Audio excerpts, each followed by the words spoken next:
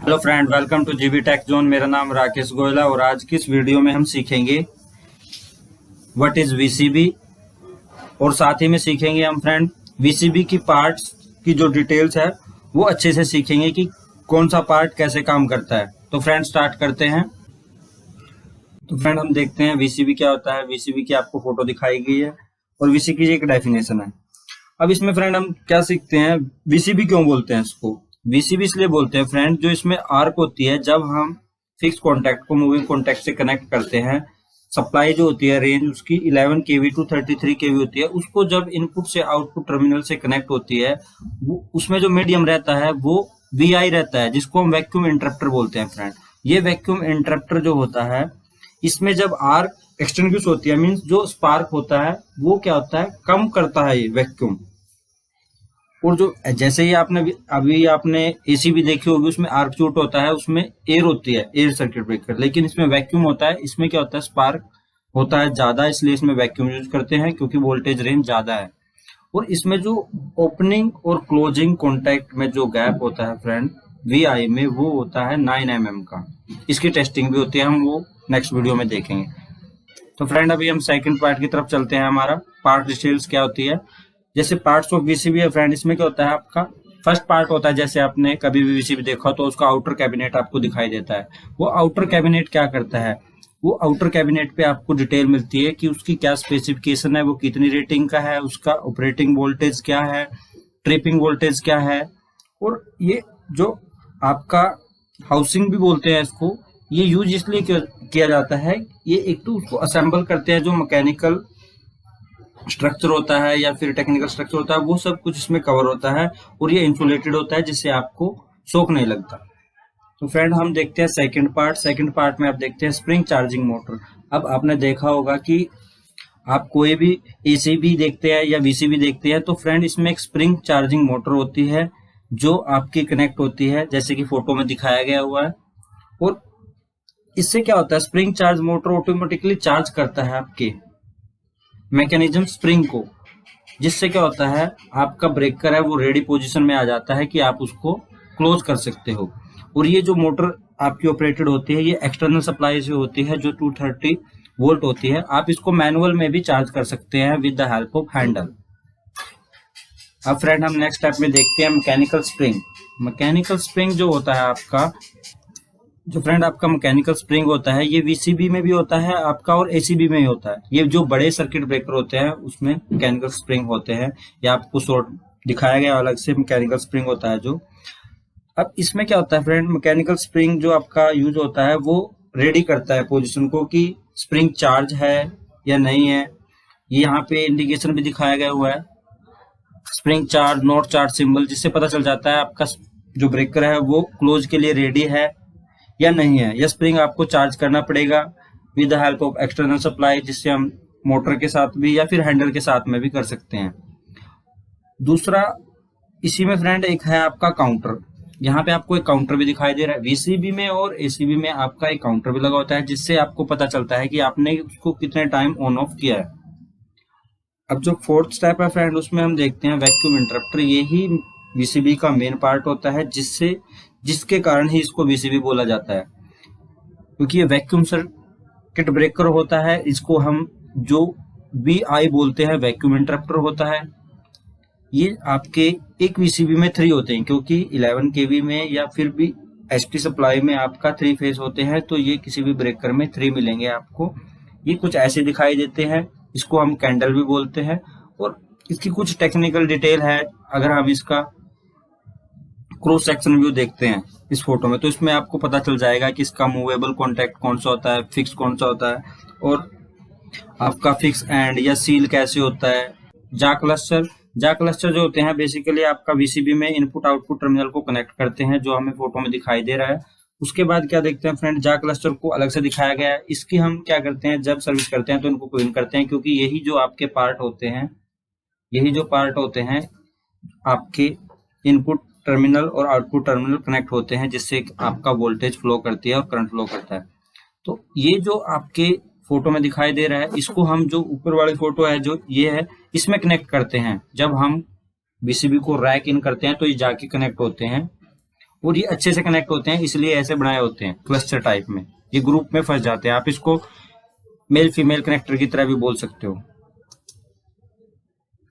अब देखते हैं फ्रेंड, हम जो अपना नेक्स्ट होता है वो इंसुलेटर होता है वीसीबी में। वीसीबी में जो इंसुलेटर फ्रेंड यूज होते हैं वो इनपुट और आउटपुट टर्मिनल के बीच में, जैसे कि आप फोटो में देख रहे हो, ये स्पॉट इंसुलेटर भी बोलते हैं। ये आपका जो हाई वोल्टेज होती है उसको फ्लो होने से रोकते हैं कि वो आपका पैनल में फ्लो ना कर जाए। मीन्स ये सेफ्टी है इसमें एक ऐसी, जिससे आपका हाई वोल्टेज आती है तो वो आपकी पैनल में डायरेक्टली फ्लो ना कर जाए, तो ये स्पॉट इंसुलेटर यूज किए जाते हैं।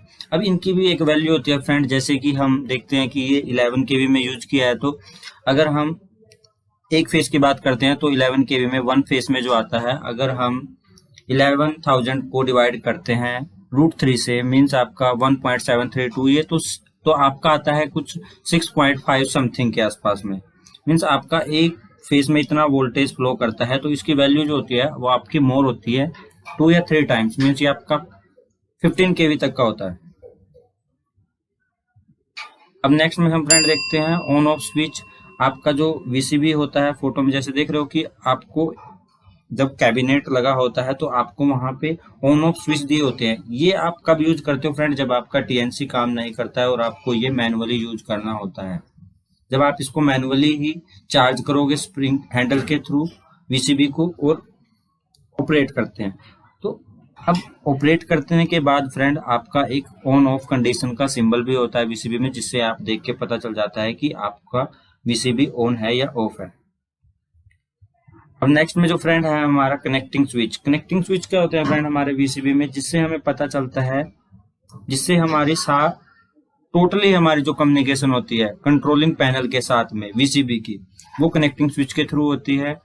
और यहाँ पे एक पार्ट एडिशनल जो दिखाई दे रहा है सामने, वो मूवेबल रोड है। जो फ्रेंड ये मूवेबल रोड क्या करती है, आपका जब स्प्रिंग चार्ज होता है तो ये रेडी मोड में होती है, यही रोटेट करती है कि अब स्प्रिंग चार्ज है या फिर स्प्रिंग चार्ज नहीं है। जो नेक्स्ट है फ्रेंड 9th में हम देखते हैं, ये सबसे आपका कंपल्सरी पार्ट होता है, ये सभी ब्रेकर में होता है, एसीबी में भी वीसीबी में। ये शंट ओपनिंग और क्लोजिंग सर्किट रिले है फ्रेंड। ये रिले जब हम यूज करते हैं, इसी से क्या होता है आपका, ये ऐसे फिक्स होता है। एबीबी के ब्रेकर में ऐसे होता है, किसी में अलग से होता है। आप एलएनटी में देखोगे फ्रेंड अलग टाइप से होता है कनेक्ट, लेकिन इसमें जो होता है ऐसे होता है। और फोटो में जो आपको दिखाई दे रहा है उसमें क्या होता है फ्रेंड, ये जो आपका शंट ओपनिंग रिले और क्लोजिंग रिले होती है, ये टीएनसी के थ्रू ऑपरेट होती है। जब टीएनसी, आपने अगर टीएनसी नहीं देखा है तो नेक्स्ट वीडियो में, आप जब मैं सर्विस की वीडियो डालूंगा तो उसमें पता चलेगा। वहां से फ्रेंड हम इसको क्या करते हैं, जब क्लोज पे करते हैं टीएनसी को, टीएनसी होता है आपका ट्रिप, क्लोज एंड नॉर्मल।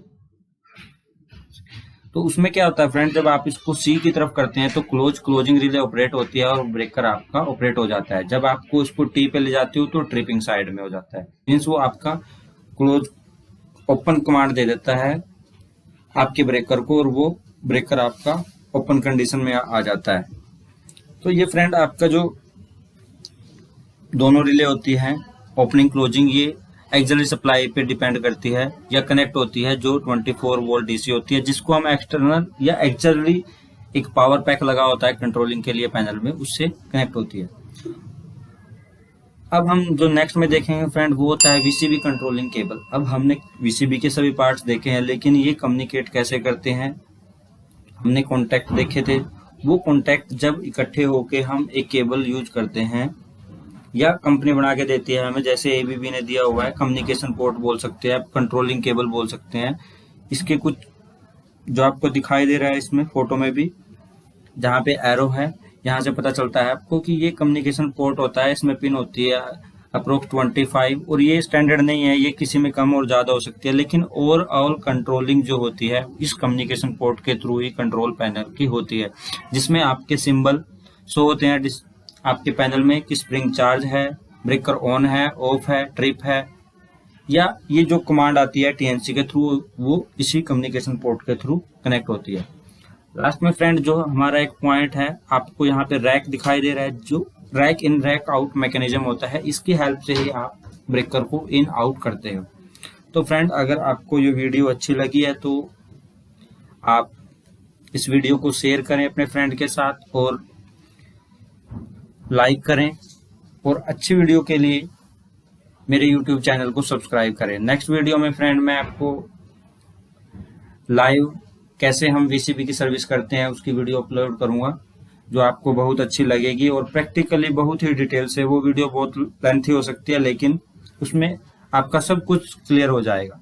तो फ्रेंड, आप मेरे YouTube चैनल को सब्सक्राइब कर सकते हैं और मेरे फेसबुक पेज को भी आप फॉलो कर सकते हैं। इंस्टाग्राम पे भी आप फॉलो कर सकते हैं। फेसबुक पेज पे आपको बहुत अच्छी डिटेल मिलेगी, जो कि आपको फोटो में उसकी डिटेल के साथ में दिखाई देगी। आप वहां से इजीली पढ़ सकते हो, उसको रीड कर सकते हो, अपने फोन में रख सकते हो। तो फ्रेंड, अगर ये वीडियो आपको अच्छी लगी है तो please share and have a nice day. Thank you. जल्दी मिलेंगे नेक्स्ट वीडियो के साथ।